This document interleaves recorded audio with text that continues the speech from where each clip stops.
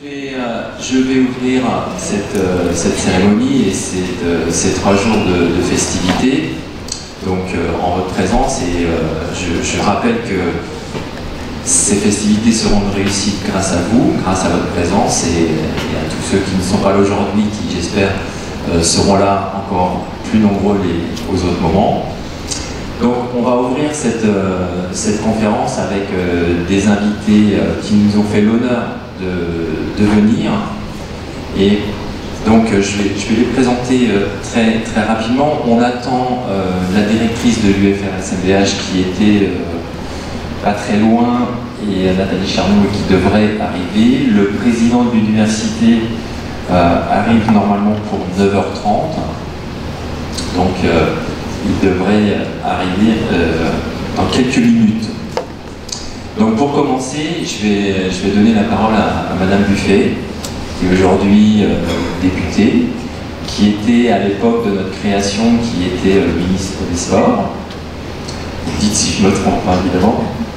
Et elle nous a fait la gentillesse, l'honneur d'être là aujourd'hui pour vous expliquer, à vous qui êtes étudiants ici, aujourd'hui, comment une idée de génie, hein, on va le dire comme ça, on ne peut pas dire autrement aujourd'hui.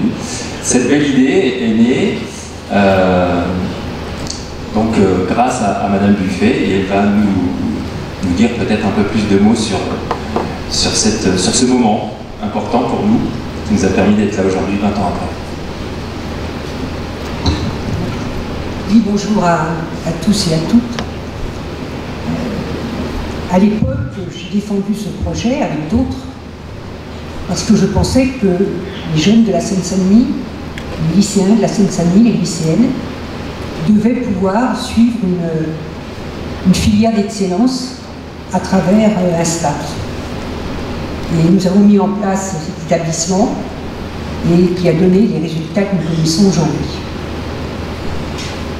C'est un enseignement de qualité, des enseignants d'excellence, et puis demain, vous qui serez, je l'espère, des professionnels portant des valeurs par rapport à une conception du sport, une conception de la pratique sportive, qui soit une conception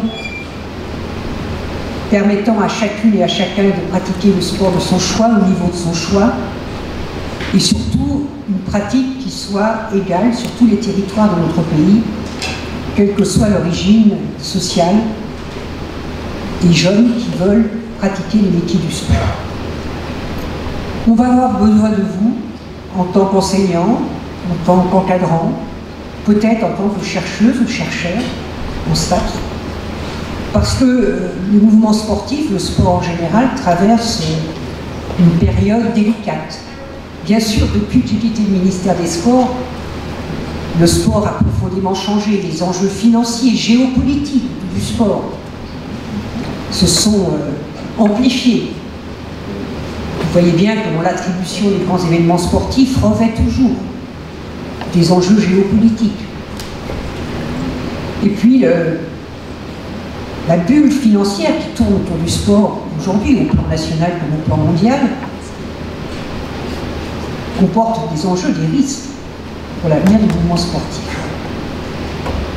Et puis il y a une transformation du modèle sportif français qui est en cours.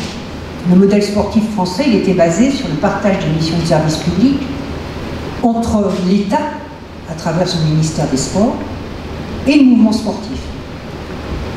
Et puis aujourd'hui, il y a un glissement qui s'opère,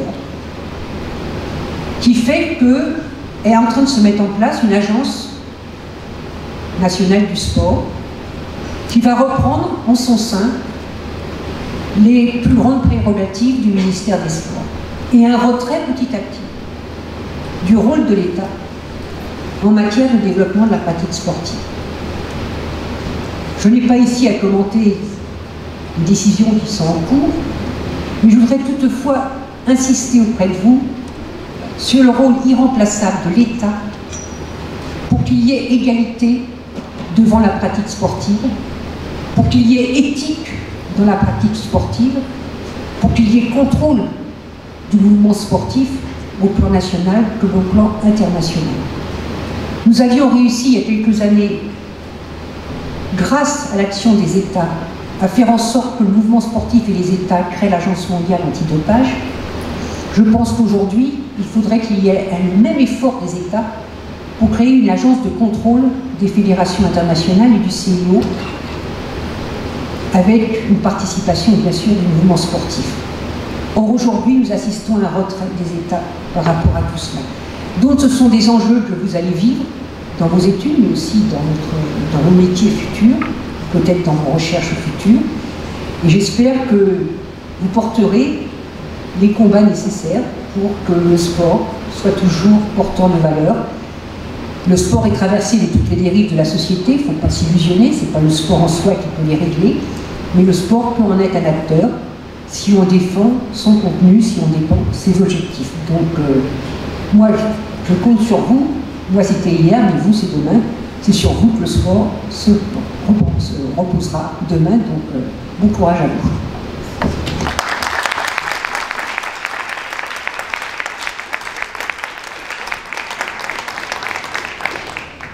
Je vous propose qu'on fasse le tour de table. Et puis si évidemment vous avez des questions à poser, vous pourrez les poser bien évidemment et intervenir à la suite. Je vais continuer dans un ordre un petit peu chronologique. Madame Buffet a eu cette idée lumineuse et donc la création du STAPS est sortie quelque part à ce moment-là, donc il y a 20 ans. Et il y a eu des artisans qui ont pu mettre en place, qui ont œuvré pour mettre en place le STAPS dans des délais très très courts à l'époque. Et donc ça s'est fait ah oui, ça s'est fait dans les préfabriqués déjà d'une part, et puis ça s'est fait à l'époque, le premier directeur, donc ça me donne l'occasion de le remercier ici, même s'il a eu un empêchement ce matin et qu'il ne peut pas être là. En tout cas ce matin, donc monsieur Paul Pilardeau, et Paul a fait ce tour de force de créer avec d'autres, et je vais justement leur donner la parole, de créer le STAPS en quelques mois. Quelques mois durant les vacances d'été, il a fallu aller chercher des enseignants et courir à des installations, etc., pour pouvoir ouvrir à une rentrée de septembre dans des conditions satisfaisantes. Donc pour ça, je vais donner la parole à Jean-Luc Pussac, qui a fait partie de cette équipe des pionniers, avec Delino qui est à côté de lui, et donc chacun pourra s'exprimer sur ces éléments. Bonjour à toutes et à tous. Madame, bonjour. C'est un peu improvisé, mais bon, j'avais un peu réfléchi quand même. Mais je pensais que Paul Pilardeau serait là, parce que c'est lui qui, à 21 ans, a déboulé dans mon bureau du DAPS, dans l'autre bâtiment, puisqu'ici, tout ça, c'était à l'abandon. Et donc, Paul a surnommé TGV, vous voyez un peu déjà le rythme, il vient me voir et me dit « Jean-Luc, on va ouvrir un STAPS ». Moi, je tombe des nues, ok, pourquoi pas. Et j'étais le seul prof de PS sur le campus, au département des sports. Et donc, je lui dis, ok, pas de souci, tu as besoin de quoi? Tu veux que je t'aide? Ouais, je viendrai te voir, les maquettes. Alors, il a fait des allers-retours, il a construit la maquette, je lui donnais mon avis, on a discuté, il repartait, il revenait, bon, ça a duré pendant quelques mois. Et puis, environ le 21 juin de cette année-là, il y a 20 ans, il débarque, il me dit, ça y est, on a le STAPS. Là, je le regarde, je fais, ouais, super. On a 14 mois pour le mettre en place. Et là, il me regarde et me dit, non, on a 2 mois. 2 mois, 0 installation sportive, 0 prof. Je lui dis, mais on fait comment? Il me dit, mais on va travailler tout l'été. D'accord, et les vacances? On va en prendre un minimum, 4 semaines. Pour un prof, 4 semaines, ça va, quoi. Il me dit. Je dis, ouais, d'accord, ouais, 4 semaines. Donc, on a travaillé sur nos réseaux. Lui, c'est un médecin. Lui, c'est un médecin, voilà, c'est pour ça. Le médecin, c'est 2 semaines d'habitude. Donc, n'est-ce pas, absolument. Donc, il y a un prof 8. Donc, il travaille sur son réseau du 77. Moi, je travaille sur le réseau du 93, puisque j'étais à l'époque également président du comité départemental de rugby, ce qui permettait de connaître toutes les villes, tous les directeurs des sports. Et là, on a cherché des créneaux partout où on trouvait. Alors moi, j'ai bossé environ du 1er au 28 juillet, enfin, 28 juin au 28 juillet pour les parties en Normandie. Il est revenu, je lui ai donné le dossier et je lui ai dit voilà, j'ai trouvé la gym, une partie de gym à Noisy-le-Sec, 2 heures de piscine là, 2 heures à Pantin, etc. J'ai trouvé des collègues pour le rugby, ça c'était facile, hein, de trouver des collègues pour le rugby. Et puis on en a trouvé pour le foot, on en a trouvé un peu partout. Et il a enchaîné. Et le 28 août, on réunissait, là Denis y était, je vais lui passer le témoin après, on réunissait 80 collègues vacataires. J'ai cette image dans la tête de voir les 80 profs face à nous, en se disant où est-ce qu'on s'embarque là? Parce que là quand même on savait qu'on allait recevoir 300 étudiants, aucune expérience, certains sont allés faire de la gym à Mont, la piscine à Marville, oui comme tu dis, je ne répéterai pas ce que tu viens de dire, mais oh punaise. Et donc eh ben, ils ont voyagé, on les a mis par groupe de géographiques pour qu'ils puissent faire du covoiturage, et ça s'est construit comme ça. Voilà, après les installations sont venues petit à petit, les profs sont venus petit à petit, et Denis fait partie de la première arrivée, du premier recrutement des enseignants. J'ai même participé au premier recrutement, évidemment. Et après, j'ai choisi de rester au SUAPS, au DAPS, comme on l'appelle ici, mais je dis SUAPS pour M. Ledinière, qui voit bien que nous sommes un département des sports. J'ai choisi de rester parce que moi, j'ai choisi la pluralité des étudiants. J'étais très attaché aux étudiants de médecine, évidemment, avec qui j'ai commencé. Et puis comme ça, j'ai la chance d'avoir vous en STAPS, d'autres en médecine, sanitaire, social, bio, voilà, tous les étudiants. Donc je passe le relais à Denis, qui a coordonné ensuite les premières arrivées, les premiers groupes de travail des enseignants.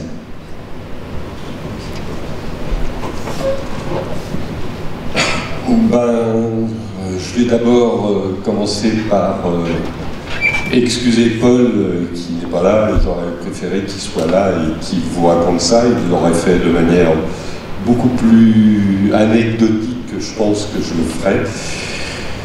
Mais on va essayer quand même de dire que la volonté politique qui a été cet été-là prononcée par le ministre des Sports était quand même fondée sur un bassin qui demandait cette formation. Alors on a été effectivement un peu bousculé, un peu pris de court, mais moi je vais relater peut-être la variété de ce STAPS et son intérêt. Première variété, il a été créé, le département STAPS, dans un UFR de médecine. Bon, c'est pas banal, tous les STAPS ne sont pas rattachés à des UFR de médecine. Peut-être parce que c'est Paul Pilardo qui l'a monté, donc un médecin du sport, passionné par la médecine du sport, passionné par la médecine de terrain. Au sein de cette UFR de médecine, donc l'unité STAPS représentait une variété correspondant au potentiel de la région hyper sportif quand même, le 93 est un département très très sportif. Et on a eu à monter donc ce STAPS, comme l'a raconté Jean-Luc, un peu précipitamment, et moi je tiens à rendre hommage aux centaines de vacataires qui ont œuvré les premières années, parce que c'est un STAPS qui a émergé et qui s'est créé avec une variété d'étudiants, mais aussi une variété d'enseignants, des domaines très, très précis et faisant appel à beaucoup de vacataires et beaucoup de compétences. C'était, à mon avis, le point de départ de notre STAPS, c'est cette variété d'étudiants et cette variété d'intervenants qui nous a permis de mettre en place les structures et qui nous a amené à créer peut-être un STAPS, j'aurais dit, pas dans l'ambiance des STAPS de l'époque. Nous avons conservé des groupes, les étudiants se suivaient d'année en année, retrouvaient des enseignants d'année en année. Ça ressemblait un peu aux anciens IREPS et aux anciennes structures. Beaucoup de pratiques sportives, sans pour cela négliger les formations de base, voire les formations qui débouchent sur de nouveaux métiers.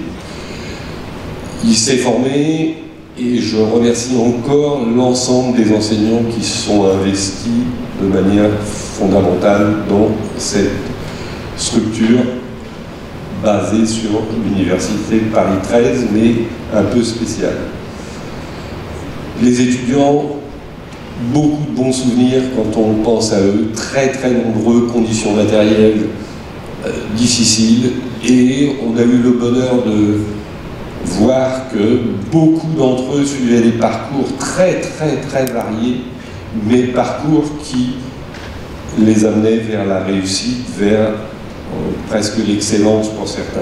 Donc moi j'ai un très bon souvenir de ces périodes difficiles, je dirais marquées par la variété et par la recherche d'excellence. Voilà.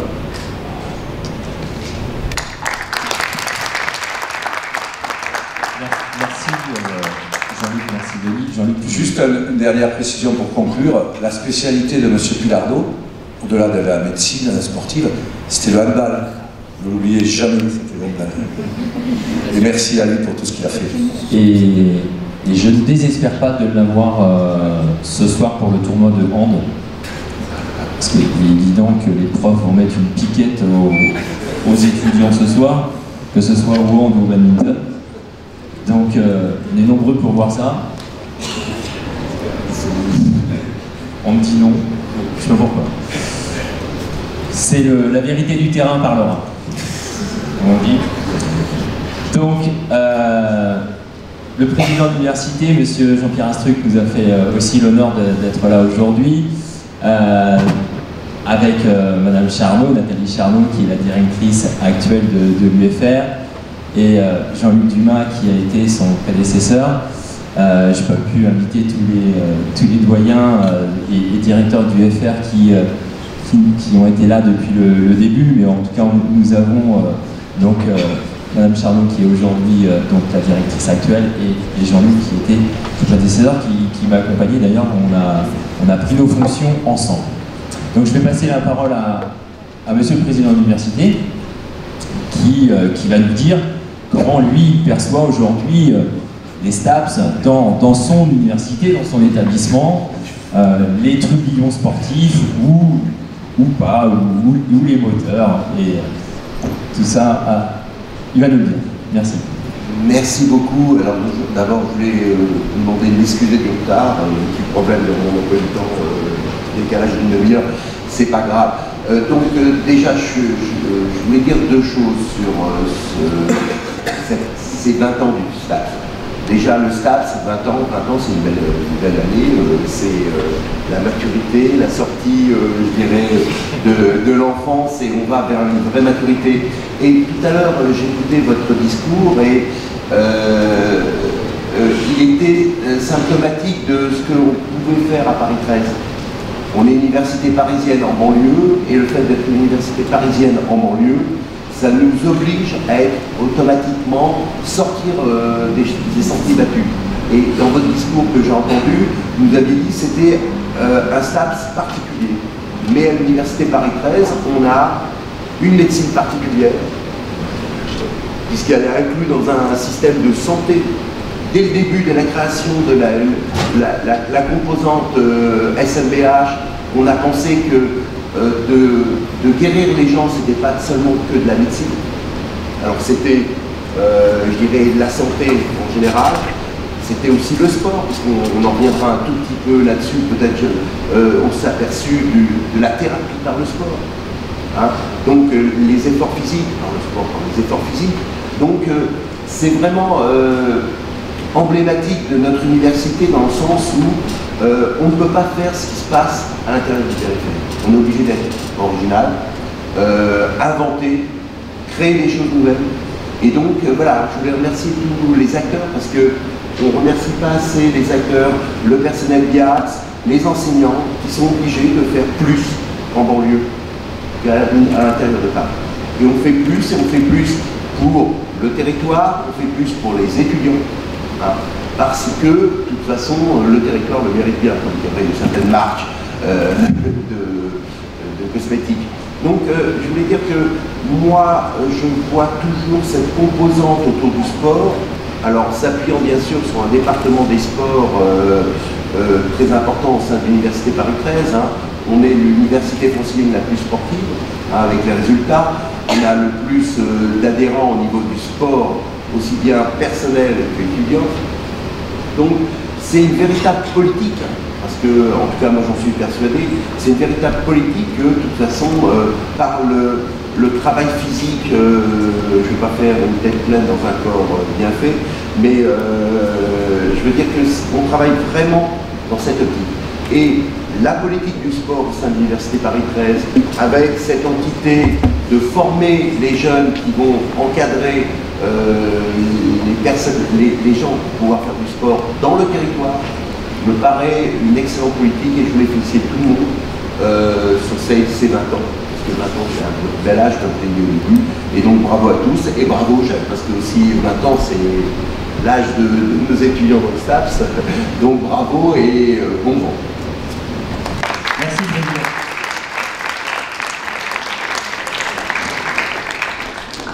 Donc Nathalie Charnot a une urgence et donc ne pourra pas rester parmi nous. Donc je vais passer la parole à Jean-Luc Dumas. Jean-Luc Dumas qui, comme je le disais tout à l'heure, a pris ses fonctions en même temps que moi. Donc de directeur de l'UFR, ça a dû lui faire un peu bizarre. D'ailleurs, de voir débouler un Fry, professeur agrégé, à la tête d'un département, alors que la tradition voulait que ce soit plutôt des universitaires, professeurs d'université. Donc on a appris à se connaître. Je crois pouvoir dire que c'est devenu aussi un ami. Et je suis ravi qu'il soit là ce matin et tu m'as fait l'honneur d'être là. Et encore merci, parce qu'on a vécu, on a passé 10 ans finalement ensemble au pilotage toi de l'UFR et moi du STAPS ici. Et on a construit quelque chose qui nous a permis d'avancer tous. Et merci.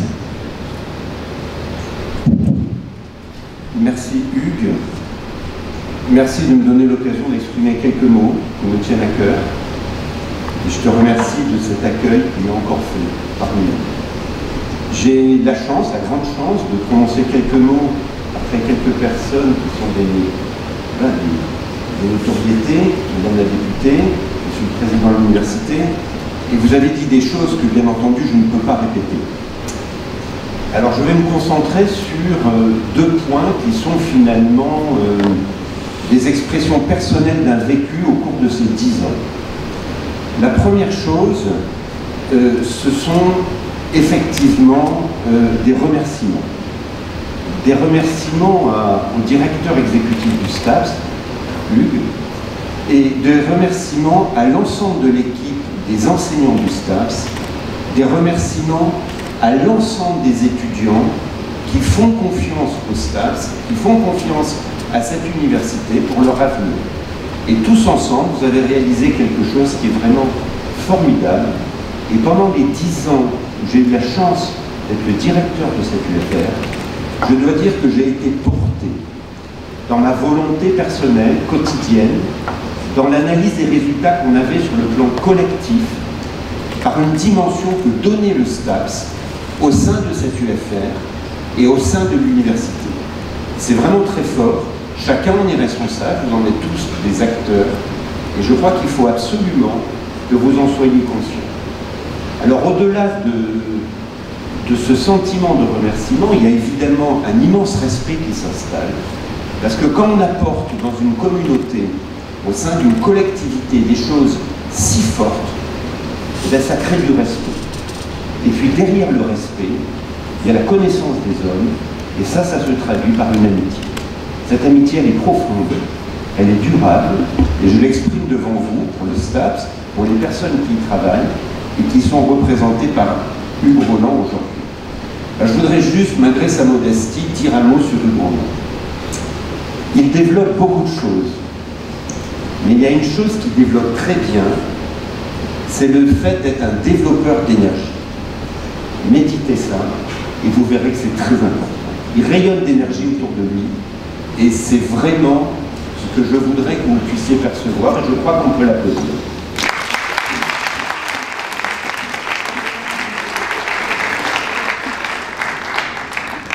La deuxième chose que je voudrais vous dire, c'est également une anecdote, un souvenir. Un jour, je suis rentré avec notre président Jean-Pierre Astruc dans cet amphi. Il y avait une émeute. C'était à la fin de mon mandat.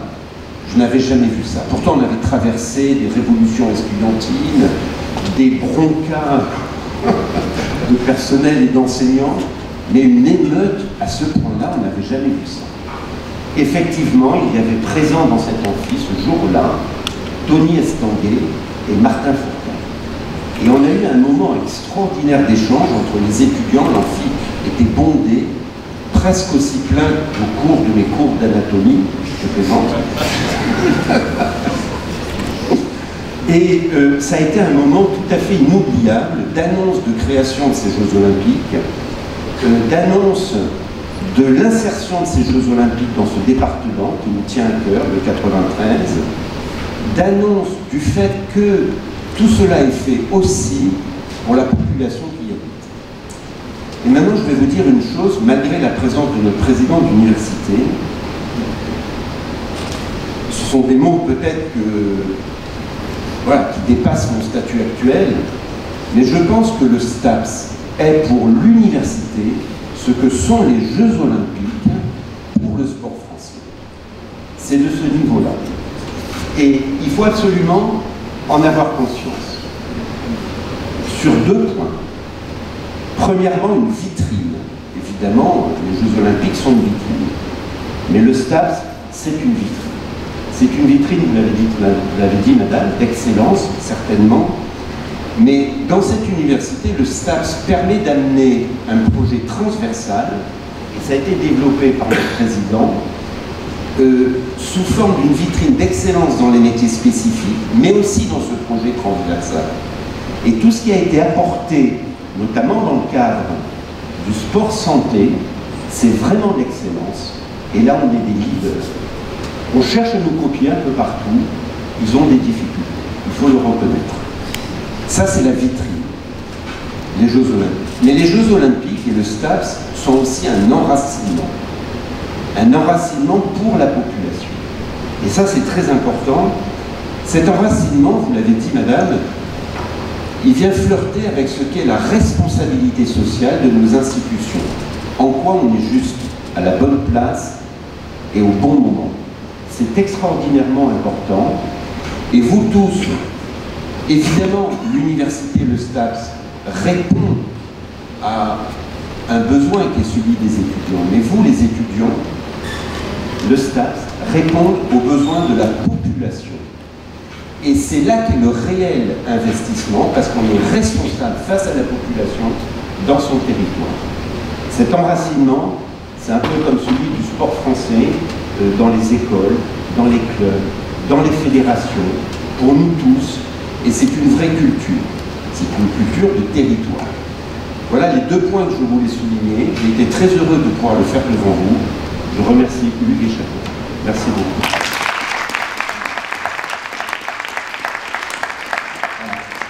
Merci chaleureusement Jean-Luc, parce que là tu nous gâtes. Et tu as particulièrement gâté aussi Didier Delinière qui est là, à qui je vais passer la parole maintenant. C'est un passage de témoin magnifique. Didier Delinière est aujourd'hui président de la conférence des directeurs et doyens de STAPS. Il est directeur aussi de l'UFR STAPS de Montpellier. Et Didier Delinière, c'est aussi, mais ça vous l'écouterez tout à l'heure, dans un autre moment, dans une autre conférence, c'est aussi le monsieur que vous avez tous lu et tous cité dans vos copies. Cher Didier, au nom de la conférence, peut-être plutôt maintenant, je te laisse voir les paroles de Jean-Luc Dumas et lui répondre éventuellement. Oui, là, je vais prendre une casquette que vous ne connaissiez peut-être pas. Vous me retrouverez tout à l'heure avec un petit peu plus sur les propos dont vous avez été plus l'habitude. Donc, je suis en effet directeur de la conférence des directeurs de STAPS, ça fait 7 ans. J'arrête au mois de décembre parce que voilà, je ne serai plus directeur de Montpellier. Donc je vais commencer à réécrire sur l'éducation physique à partir du mois de janvier. Donc vous êtes prévenus, vous allez avoir quelques couches qui vont arriver.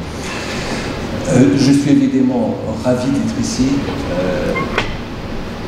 ravi d'être à côté de Marie-Georges Buffet, qui représente, à mon avis, ce qui est arrivé au ministère des Sports depuis sa création. Voilà, je vous le dire. Et puis ravi aussi de ce que je viens d'entendre de la part du président de l'université et son directeur de l'UFR, ce rôle sociétal et local des universités. C'est quelque chose qui me tient à cœur, et je regrette d'ailleurs que ma propre université n'ait pas cette conscience de son terroir, une conscience aussi affirmée. Voilà. C'est dit aussi. Ceci dit, moi là je représente pas du local, par contre, je représente du national, c'est-à-dire que la conférence des directeurs STAPS, c'est quelque chose qui est né avec la création des STAPS, donc ça date depuis longtemps, mais ce qu'on a essayé de construire, c'est une cohérence nationale, et je pense qu'on est une des seules conférences disciplinaires à avoir derrière nous vraiment les 49 centres de formation, UFR, départements, École normale supérieure à Rennes, et à travailler sur une politique commune avec des outils communs. J'ai beaucoup de contacts avec mes collègues qui sont présidents des autres conférences, les conférences de sciences, de droit, de lettres, langues. Et ils sont impressionnés par ce qu'on a réussi à faire, cette cohérence politique nationale.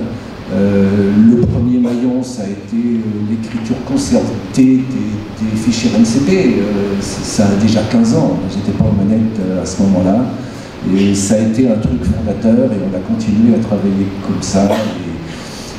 Et notre idée, c'était quelque part que toutes les licences STAPS, tous les masters STAPS soient alignés sur tout le territoire, que les UFR et départements ne soient pas en concurrence, et que les étudiants ne puissent pas se dire ça serait mieux ailleurs, et qu'ils se trouvent tous bien dans leur université, parce qu'on travaille vraiment sur cette égalité nationale.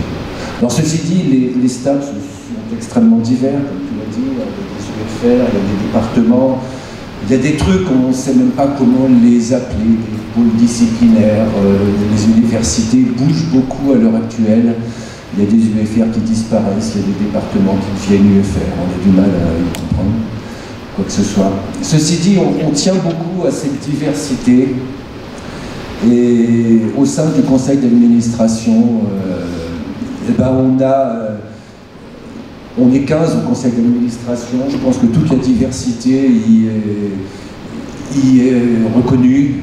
Il y a des UFR avec des universitaires à leur tête, et des départements, des Prague à leur tête.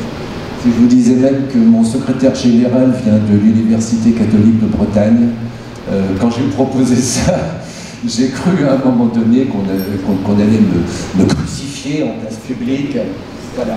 Et nous, il nous paraissait important que toute la diversité des STAPS, voilà, que ça ne soit pas piloté simplement par des universitaires en chair, bien reconnus dans les grosses universités.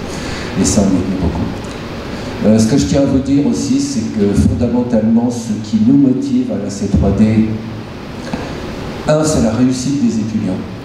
Et je pense qu'on se bagarre depuis des années. Et au-delà de la réussite, c'est leur professionnalisation. C'est-à-dire qu'il ne suffit pas de distribuer des diplômes, des licences et des masters. Encore faut-il que ces diplômes soient reconnus par les employeurs, qu'ils aient vraiment conscience que l'université apporte une plus-value par rapport à d'autres formations. L'université, ça veut dire des gens qui sont adaptables, qui vont pouvoir construire une carrière sur de longues années, qui vont pouvoir s'adapter à l'évolution des professions dans le domaine sportif. Et c'est vraiment sur ce registre-là que l'on travaille. Alors, vous savez sans doute que l'on a obtenu il y a quelques semaines la création de 5 mentions au niveau de la licence STAPS. Hein, donc maintenant, il y a une licence éducation de motricité, une mention éducation de motricité, une mention activité physique adaptée, et voilà, les 5 mentions, les 5 spécialités historiques sont reconnues maintenant au titre d'une mention. C'est une superbe victoire pour les STAPS, et je dois dire que je suis assez satisfait de quitter mon mandat à cette montée sur ce positionnement-là, qui va donner beaucoup plus de lisibilité à vos diplômes, et à mon avis beaucoup plus de facilité ensuite pour pénétrer le marché du travail. Voilà, merci à tous d'être présents. Merci pour les propos que vous avez tenus. Merci à tous.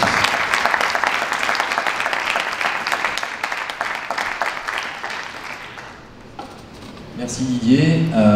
Juste pour dire que c'est pas parce qu'il est là, mais c'est vrai que depuis que tu es arrivé aux manettes, il faut le dire aussi, la conférence a pris une autre dimension et les travaux sont très efficaces et on arrive à aboutir. On est devenu aujourd'hui, la conférence est devenue un interlocuteur réel du monde politique. On nous écoute, le ministère, quand il y a quelque chose à faire dans les formations, le ministère nous appelle Didier en particulier, mais et ensuite les décisions se prennent en CA de la C3D. Et aujourd'hui, la C3D est devenue un interlocuteur crédible, qui travaille beaucoup, et qui obtient des résultats. Donc merci Didier pour cette action. Et puis tu es tellement emblématique des STAPS en général que c'est un vrai plaisir de travailler avec toi. Voilà, merci. Vous pouvez l'applaudir s'il vous plaît.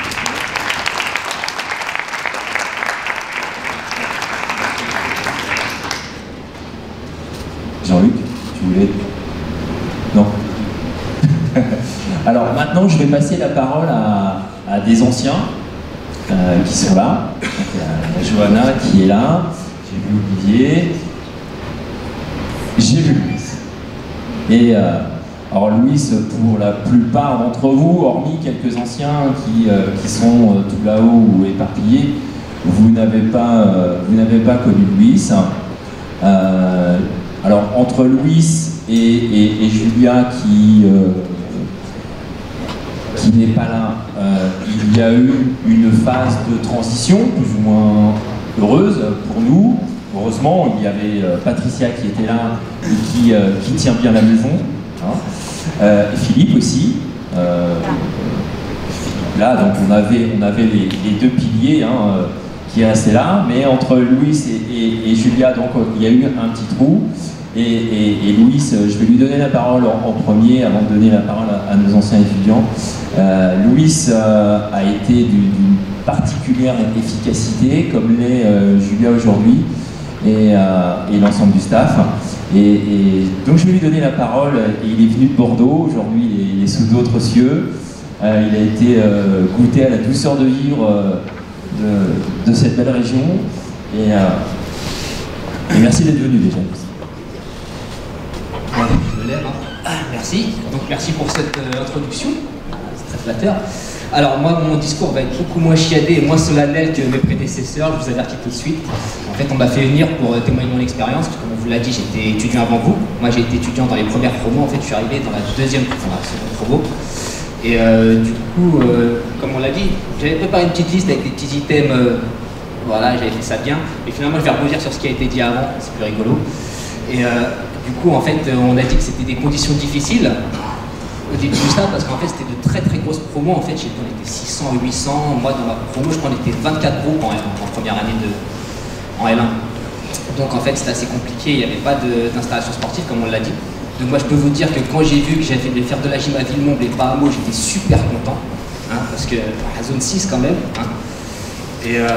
Et du coup, en fait, moi, je garde un super bon souvenir de ces années-là. Outre le fait que c'était assez compliqué, parce qu'en fait on allait faire des sports d'une ville à une autre, c'était compliqué au niveau de la logistique. Donc, dans mon groupe, on avait un copain qui avait le J5 de son père, donc on était à 11 dedans, c'était assez pratique. Et ça a créé une super belle cohésion en fait, c'est ça qui était assez chouette dans ces années-là. Et donc on avait le sport en journée, on avait les amphis le soir. je me rappelle encore, il n'y avait qu'un amphi à l'époque, donc c'était l'amphi de médecine, donc c'était toujours la bagarre. Hein. Voilà, secrétaire de médecine qui rigole là. Et donc c'était compliqué, il n'y avait pas encore toutes ces belles installations, il n'y avait pas toutes ces installations sportives, il n'y avait pas toutes ces salles. Tous les TD, ça se passait dans des Algeco sur le parking. Donc voilà, c'était assez compliqué, mais assez enrichissant. Et donc pareil au niveau des cursus. Ouais, quand je suis revenu travailler ici, j'avais vu qu'il y avait toutes les mentions, il y avait APAS, il y avait entraînement sportif. À mon époque, ça ne se passait pas comme ça, il n'y avait que éducation motricité. En fait, on avait 80% du cursus, c'était éducation motricité, et 20% c'était une ouverture sur d'autres mentions, mais en fait qui apportaient rien sur le diplôme légalement, on va dire. Donc en fait, quand on venait en STAPS à l'époque, on partait sur prof de BS. Voilà. Ensuite, qu'est-ce qu'on peut dire encore de ces années-là? Donc on a fait les infrastructures, on a fait le cursus, l'équipe pédagogique. Voilà, ça c'était pas mal en fait. Non, elle n'a pas beaucoup changé en fait, il n'y a pas beaucoup de turnover dans cette filière, c'est ce qui est assez agréable en fait. C'est une petite structure, c'est très familial, donc on peut toujours aller voir les enseignants, ils sont toujours disponibles. Je sais pas, je pense que ça vous arrive d'aller questionner un enseignant après un cours, il s'est jamais sauvé en courant, vous disant j'ai pas le temps, je présume. En tout cas, nous à notre époque c'était comme ça, donc je vous invite à le faire souvent. Ouais. Si, ils sont payés, il faut les travailler. Les faire travailler. Et donc en fait c'est très familial et comme je vous disais il y a peu de turnover et donc ça c'est vraiment un signe que voilà, les gens se plaisent ici et quand on se plaît dans un endroit en général on fait du bon travail. Voilà, ça c'était la casquette d'étudiant. Ensuite, voilà, comme j'étais pas le meilleur des étudiants, il faut le dire, hein, voilà, je suis pas devenu prof de PS mais je suis quand même revenu au STAPS, voilà, en tant que secrétaire pédagogique, j'y ai passé quoi, 7 ou 8 ans. Voilà, bon après je faisais le même travail que Julia, donc ça on s'en fichait un peu de ce que je faisais. Et non vraiment c'est... Qu'est-ce que je vais vous dire? Ah pardon. Ça va, vous m'entendez quand même? Alors, donc c'était bon, mes tâches c'était la même chose, c'était faire le planning, c'était faire les bulletins, préparer les examens, les choses comme ça, bref, on s'en fiche un peu. Non, ce qui était vraiment sympathique en revenant ici, c'est que j'ai retrouvé quasiment la même équipe pédagogique que quand j'étais étudiant, et surtout j'ai compris plein de choses que j'avais pas compris à l'époque en fait. En tant qu'étudiant, je me demandais pourquoi les cursus changeaient tout le temps, des choses comme ça en fait, et en passant de l'autre côté de la barrière, j'ai vu qu'en fait les enseignants s'investissaient vraiment et essayaient vraiment de modifier les maquettes pour que vous ayez en fait la meilleure des formations. Et c'est pour ça que ça changeait tout le temps. Donc moi ça m'embêtait au niveau des maquettes parce qu'il fallait toujours refaire les fichiers Excel des notes, hein, ça changeait tout le temps. Mais sinon en fait, du coup en fait ils s'embêtent vraiment pour que vous ayez la meilleure formation. Et donc, ouais, je vais rebondir sur ce qui a été dit, c'était assez sympathique le parallèle entre les Jeux Olympiques et le sport et le STAPS et l'UFR, en fait, je sais pas si vous avez percuté, mais ça veut dire que c'est vous les athlètes en fait. Ouais. Si. Ça veut dire qu'il faut quand même essayer de faire un score en fait. Quand on va aux Jeux Olympiques, on n'y va pas pour faire de la figuration. Donc en fait, il faut bosser. Et voilà. Et du coup, en fait, voilà, je vais finir avec. Je vais me faire un petit plaisir là, comme il y a Madame Marie-Georges Buffet, hein, je vais citer Dick Kerry, James en parallèle. Hein, voilà. Banlieusard, fort et fier de l'être, on n'est pas condamné à l'échec. Mais je vais rajouter. Pour ça, il faut pousser la porte de la bibliothèque universitaire en fait. Hein. Vous avez toutes les conditions là, vous avez des super infrastructures, une équipe pédagogique au taquet. Voilà, de quoi bosser, donc c'est à vous de jouer. Voilà. Merci Louis pour toutes ces vérités. Merci pour toutes ces vérités. Merci beaucoup. Deux anciens, Olivier au bout, Johanna à côté de moi. Je vais naturellement, Olivier, tu m'en voudras pas? Ah bah non. Je vais donner la parole à Johanna avant de te la donner. Bonjour à tous. Pour ceux qui ne le savaient pas, j'étais ancienne étudiante ici. Donc tout ce beau monde-là, ça a été mes professeurs, comme vous, il y a 5-6 ans. Et donc moi j'ai fait une L3 ES, ensuite j'ai migré en kiné. Et quoi vous dire que effectivement si je reviens ici c'est parce que donc pour info j'habite à Massy maintenant, donc c'est à l'autre bout de l'Île-de-France, il y a un STAPS à Orsay. Donc si je reviens ici c'est que je suis attachée humainement aux gens avec qui j'ai été étudiante et maintenant avec qui je travaille. Donc c'est vraiment important pour moi de revenir ici parce que J'ai été pensionnaire de la Tour, donc je dormais dans la fac. Et souvent, quand je parlais à mes profs de ce que je faisais comme études, quand j'étais en STAPS, ah ouais, des études de sport, sous-entendu, c'est des glandeurs. Je ne sais pas si dans votre entourage c'est un peu pareil. Et ça, en fait, j'ai envie que ça change. J'ai envie que quand on dit je suis en STAPS, on ne soit pas perçu comme des glandeurs. Et pour ça, effectivement, il faut s'investir dans la filière universitaire, c'est-à-dire qu'il faut être performant, certes, en sport, dans la pratique, mais aussi être performant dans la théorie, c'est-à-dire être capable de comprendre, justifier ses choix. Et ça, c'est toute la richesse de l'université.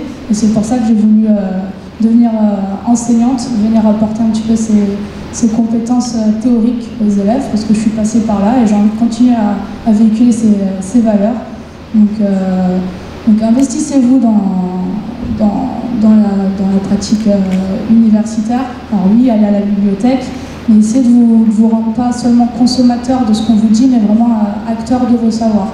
En fait, une image que Marc-Henri m'a donnée qui m'avait marqué, c'est que ici à l'université, on ne vous donne pas une recette toute faite à appliquer en sortant. En fait, vous avez une boîte à outils dans laquelle vous allez piocher chaque petit savoir qu'on va vous donner. Un petit peu d'analyse de la tâche, un petit peu d'anatomie, un petit peu de physio. Et c'est ça qui va faire ensuite votre qualité de professionnel. Donc, venez à la bibliothèque, mais essayez de poser aussi des questions sur votre pratique, essayez de vous remettre en cause, essayez de justifier vos choix. Et merci aux étudiants aujourd'hui qui se sont investis pour organiser tout ça. Les gilets orange là-bas. C'est hyper important d'être vraiment acteur de vos années fac. Moi, c'est mes plus beaux souvenirs. Donc c'est pour ça que j'ai envie de continuer à y participer. Et investissez-vous ici dans la FFSU, c'est là où on construit quelque part ces plus belles relations humaines, et puis où on apprend à devenir plus qu'un petit bébé étudiant, un jeune homme ou une jeune femme sur tout ce qui se passe autour. C'est pas juste consommer un match de rugby, un match de hand, un match de bat, c'est toute l'organisation qu'il y a derrière aussi, ça va vous apprendre à être des professionnels performants. Donc voilà.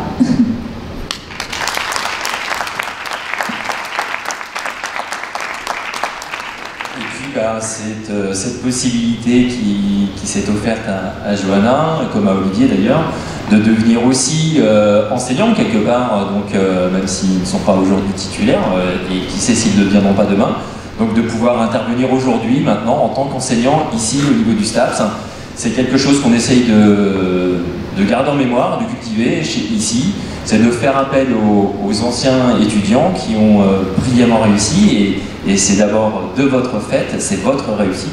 Et si vous réussissez de la même manière, il n'y a aucune raison qu'on ne se côtoie pas dans quelques années en tant que collègue. Donc voilà, la bibliothèque, la construction des savoirs, acteur de ces savoirs en effet, et qui sait demain aussi enseignant au STAPS.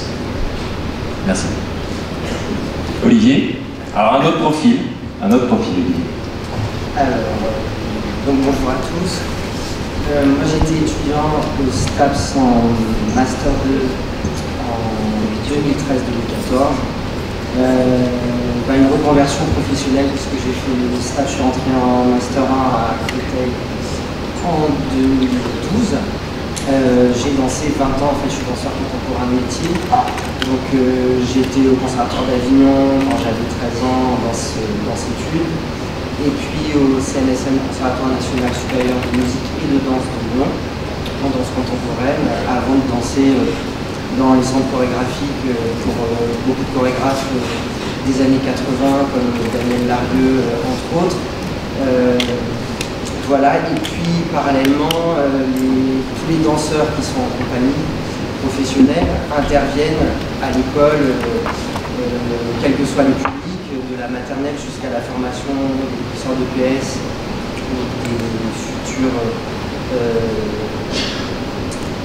des futurs enseignants.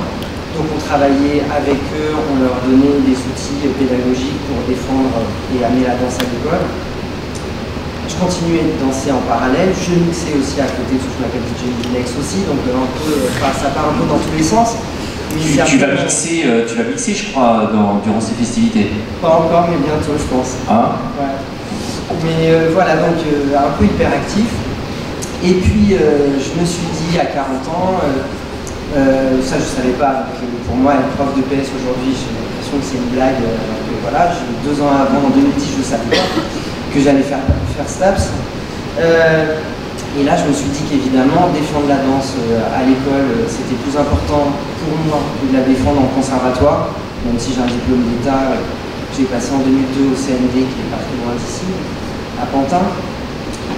Donc voilà, et ici, en fait, pour moi, c'est vraiment particulier, j'ai énormément de plaisir à venir là, parce qu'en Master 1 à Créteil, voilà, on me dit des choses ou pas, mais moi, vu l'âge que j'ai, je le dis.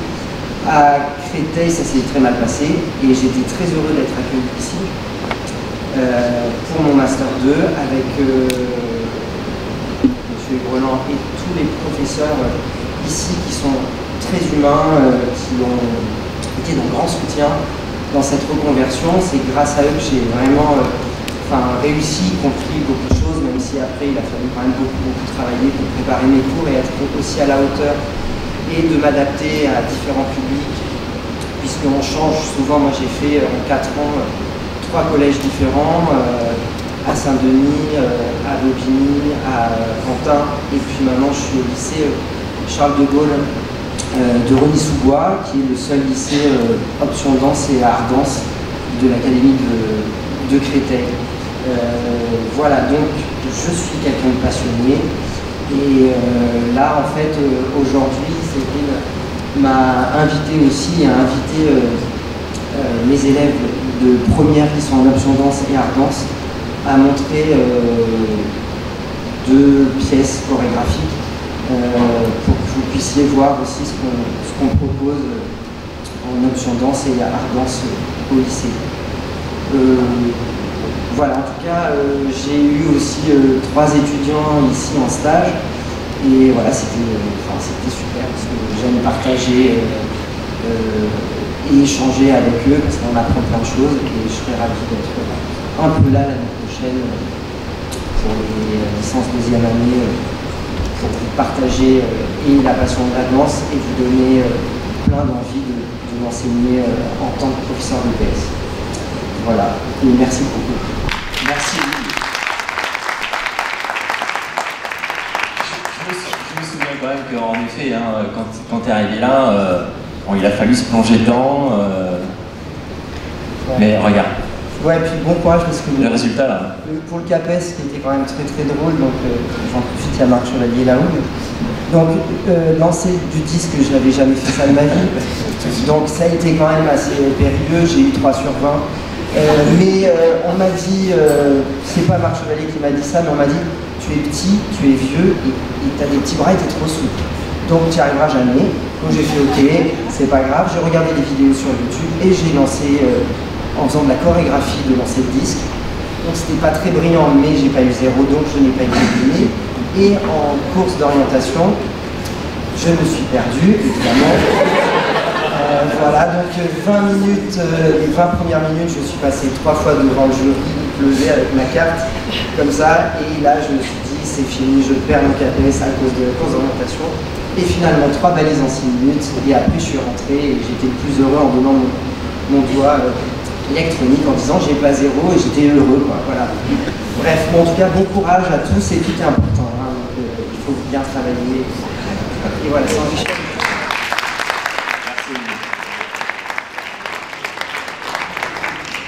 Parmi vous, est-ce qu'il y en a qui ont des questions à poser éventuellement à nos invités? Donc bonjour à Dominique Martin, vous avez reconnu.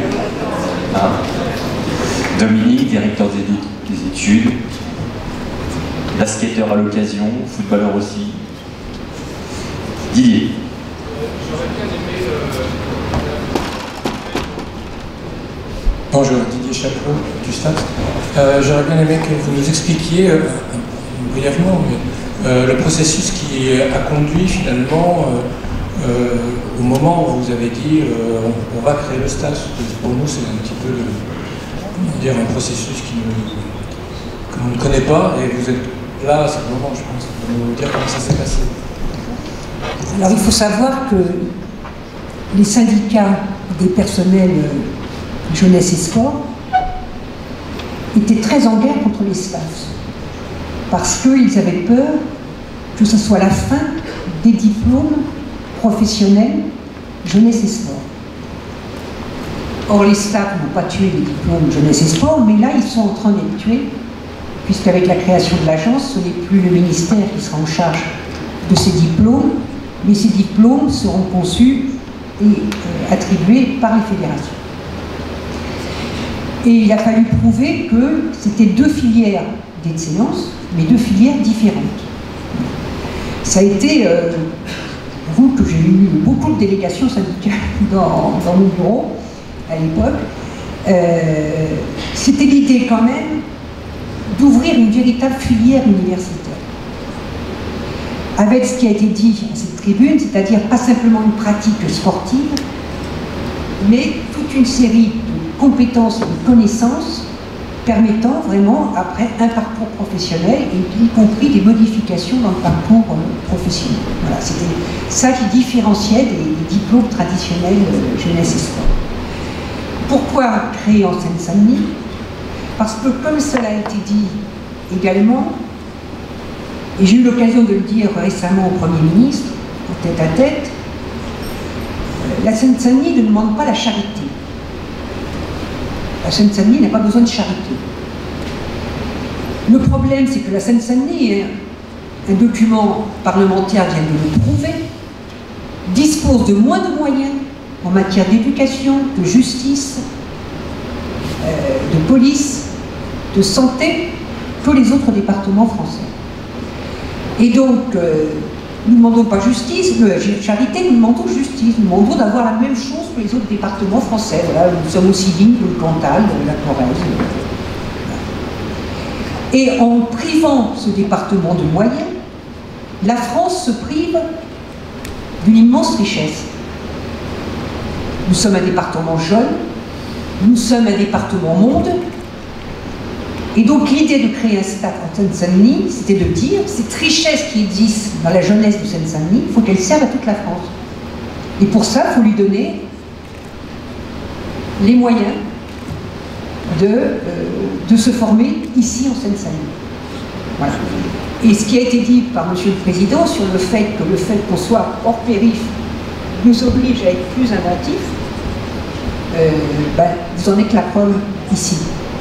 Donc voilà, c'était ça vraiment ce qui a fondé cette démarche de créer ce staff. J'en profite sur les Jeux Olympiques et Paralympiques 2024 en Seine-Saint-Denis, parce que quand même le gros va se faire en Seine-Saint-Denis, même si c'est Paris qui les a eus. Ça peut profiter à la population, ce n'est pas une évidence. Ça profitera à la population si on forme les jeunes aux métiers nécessaires pour les JOP, et si les 4 ans qui nous séparent des JOP, enfin les 4 ans et demi qui nous séparent des JOP, servent à créer des infrastructures sportives dans ce département. Nous allons avoir le bassin olympique, un enfant sur deux de Seine-Saint-Denis ne sait pas nager. Il nous faut des bassins, il nous faut des piscines et il nous faut des maîtres nageurs. Voilà, donc l'héritage, c'est maintenant qu'il va se construire. L'héritage après les Jeux Olympiques, quelque part je m'en moque. L'héritage, c'est maintenant qu'il se construit, c'est dans les années qui nous séparent des Jeux Olympiques. Donc voilà, j'insiste là-dessus parce que c'est une véritable bagarre à mener. Hein. On a encore perdu 6% sur le budget des sports cette année. Voilà. Et pour rebondir sur ce que vous dites, Madame Buffet, vous êtes les acteurs de cet héritage dès maintenant. Si vous vous investissez, parce qu'aujourd'hui le COJO a pris par d'autres tâches, évidemment, ne vient pas directement vers vous. Sauf qu'il y a quand même une plateforme au niveau du COJO, vous pouvez, et si vous frappez à la porte, il y a plein de places qui s'ouvrent en ce moment. Il y a plein de possibilités d'intervenir et de faire partie de cette aventure-là. Donc n'hésitez pas à aller vous rendre sur le site de Paris 2024 et de frapper à la porte, parce que plus on aura d'étudiants du 93 faisant partie du staff et des équipes, et plus cet héritage sera marqué et marquant pour la suite. Dans la même optique, nous on travaille actuellement avec le COJO pour essayer de développer des centres de formation pour former ces jeunes au niveau de la plaine Saint-Denis, on travaille, et c'est un véritable défi, en 2024 c'est un véritable défi pour les universités, pour le territoire, et pour vraiment garder des pas du ruissellement, des retombées directes. Voilà. Je voulais juste rajouter quelques mots. Je trouve que c'est effectivement très très important de revenir à l'origine et que Marie-Georges Buffet puisse nous expliquer comment le STAPS et pourquoi il a été créé. Voilà, donc je remercie aussi Didier d'avoir un peu ramené cette question-là. Je trouve, c'est vrai qu'on est dans un territoire où il se passe des choses cruciales et c'est très très dynamisant cette perspective des Jeux Olympiques. Après, je pense il y a le mot opportunité qui revient souvent dans les discours. Les opportunités, elles sont à saisir aussi. Et je pense qu'il faut que vous développiez aussi beaucoup votre esprit critique par rapport à tous ces événements et comment le politique est intriqué aussi avec l'économique. Je suis très contente qu'on parle de sport. Je suis très contente aussi qu'on ait parlé d'art, qu'on ait parlé de danse, qu'on ait parlé de genre aussi. Aussi parce qu'il y a évidemment des femmes et des hommes qui se sont exprimés ce matin, et je voudrais dire qu'il y a quand même des absentes qui sont des enseignantes qui font beaucoup pour le STAPS, qui ne sont pas avec nous aujourd'hui ces 3 jours parce que elles ont des congrès où elles sont retenues à Vichy. Je voulais aussi citer leur nom. Aude-Marie Foucault qui est en prof d'APA, bien sûr Véronique Mathias et Pascal Janin aussi, qui sont quand même des chevilles ouvrières très très importantes de notre STAPS. Et puis dans les premiers aussi, je voulais porter le nom de Florent Duclerc, qui a aussi beaucoup travaillé, qui s'est un peu épuisé même sur l'année de création sur la première année de création du STAPS. Je voulais aussi citer son nom. Voilà, c'est tout.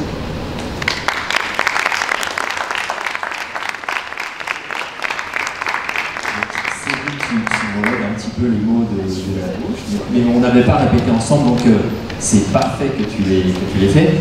Moi je vais en profiter pour le coup, puisque ça va être l'heure, je crois, de conclure cette première cérémonie, cette première conférence. Remercier évidemment chaleureusement tous nos invités. Vraiment merci beaucoup, hein, c'est partie de cette réussite-là aussi. Donc un merci très chaleureux. Merci à vous d'être présents évidemment ici. Un merci particulier évidemment à Séverine et à Cécile qui nous ont concocté un programme de feu pour ces 3 jours. Et ce programme de feu n'existe aussi que parce que le BDE s'est pris en charge aussi un maximum de choses. Les étudiants, vous êtes là, vous êtes présents, et ça c'est notre réussite. Comme vous le dites entre vous, ça c'est le kiff pour nous. Là, vous êtes, franchement, de voir votre investissement, à quel point vous êtes aussi emparés de ces 20 ans, c'est une réussite pour nous, et merci au BDE, merci à tous les étudiants. Évidemment, le service com qui nous aide beaucoup, ne serait-ce que pour les goodies, et puis vous allez le voir aussi pour la diffusion de tous ces événements à l'échelle planétaire maintenant, puisque les outils que Paris 13 utilise, ce sont des outils planétaires, hein, Twitter, Facebook, et j'en passe. Donc merci au service com.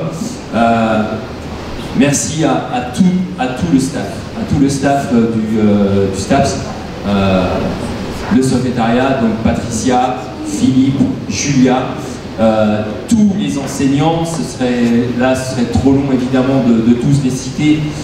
Séverine en a cité quelques-uns, mais tous les enseignants, tous sont partie prenante de cette réussite. On essaye en effet de construire, et l'Université Paris 13 nous donne cette latitude-là, cette souplesse-là, de construire des choses qui savent s'adapter au fil du temps pour vous permettre de construire des compétences, puisque c'est ça l'objectif, vous construire un cursus de formation le plus efficace possible pour votre insertion professionnelle et ou recherche par la suite. C'est notre fil directeur. Sachez-le, on fait tout pour ça. On est là pour ça, pour essayer de vous faire réussir. Mais réussir, c'est bien ce qu'on a dit tout à l'heure. Réussir, c'est pas la délivrance de diplômes, c'est pas ça qui nous intéresse. Délivrer des diplômes en bois, tout le monde sait le faire. C'est délivrer des diplômes qui ont une vraie valeur. Une vraie valeur par les compétences que vous avez construites. C'est ça notre fil directeur, c'est ça le fil directeur de toute l'équipe du STAPS. Et je tiens donc à les remercier toutes et tous pour cet investissement-là, donc avec générosité, il le faut. Cécile. Donc voilà, Cécile qui, avec Séverine, qui ont œuvré pour ce magnifique programme. Donc merci. Et puis évidemment, elle va vous dire deux, trois mots pour la suite des opérations. Merci. Ben justement, je voudrais rappeler que ces 3 jours d'anniversaire ne vont pas se faire sans vous. Et pour nos invités qui ne savent pas, même si on a organisé en effet avec les collègues et avec des invités un certain nombre de conférences et de moments forts, la plupart des événements se feront grâce à vous, parce que c'est des étudiants de L1, de L2, de L3 qui sont venus dans les cours et en dehors des cours organiser des expositions, des spectacles, des animations, des escape games, etc. Et puis aussi qui participeront, donc vous participerez aux différentes surprises qu'on veut participatives.